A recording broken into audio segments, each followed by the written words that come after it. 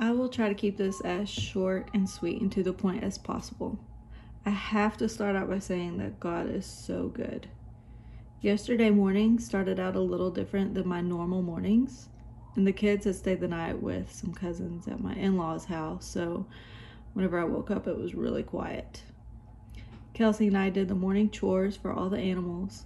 I came in and cooked us a breakfast that could easily be taken on the road for Kelsey on his way to work, and I bid him farewell and decided a shower was much needed because I still smelled cowy from doing the chores.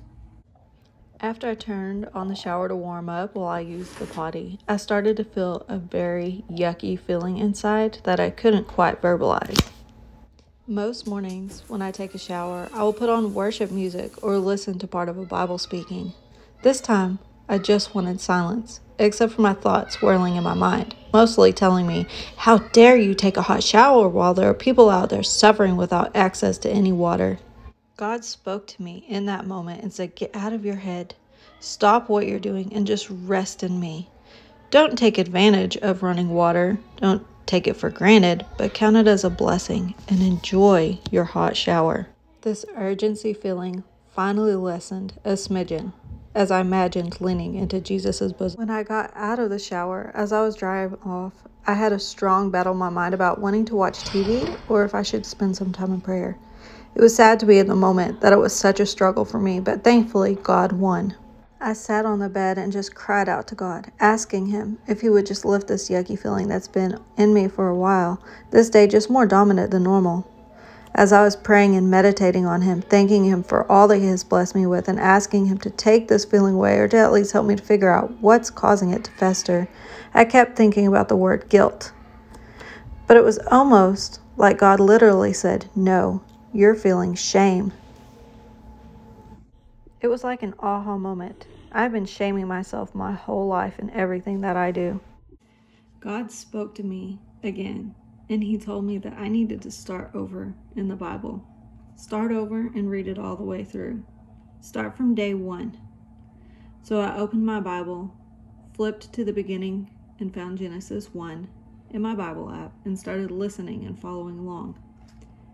After the creations, Eve and Adam ate from the forbidden tree with the forbidden fruit. When they knew that God had found them out, they felt shame. Fast forward a little bit into my day, and I decided to go to the office and look up some old Victorian houses on YouTube, just to see how they lived in those days because it fascinates me, and out of fear, I want to have an idea of how we can survive if poop hits the fan around our neck of the woods.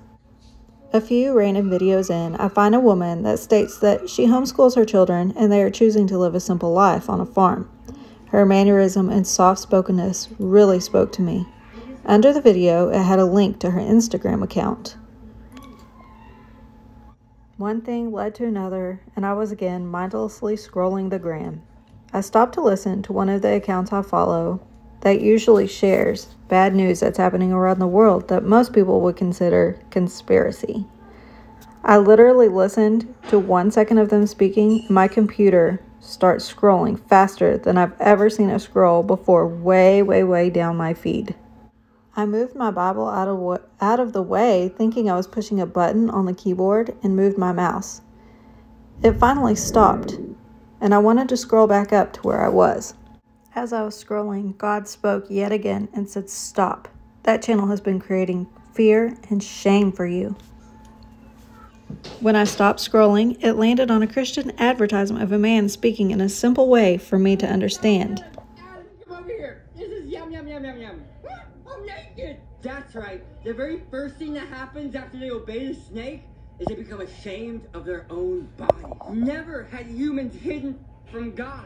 But after one conversation with the snake, they became ashamed. How many of us are ashamed of our own bodies simply because someone else told us we should be? Too fat, too skinny, too ugly, too white, too black. You have way too much acne. You should dye your hair. You should dye it. You should just die. Go kill yourself. How many of us have become infected by such poisonous words and become ashamed of something that was originally good. When God speaks, he only speaks light, love, and life. I almost couldn't believe that he had it to where it was this man talking about Adam and Eve and shame.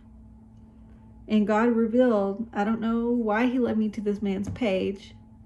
I do think that it's simple. I haven't looked into it very good. But I do know that God tied some ends for me.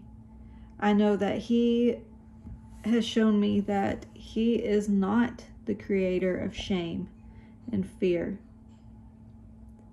That whenever Adam and Eve ate from the forbidden fruit, there was sin and they felt shame.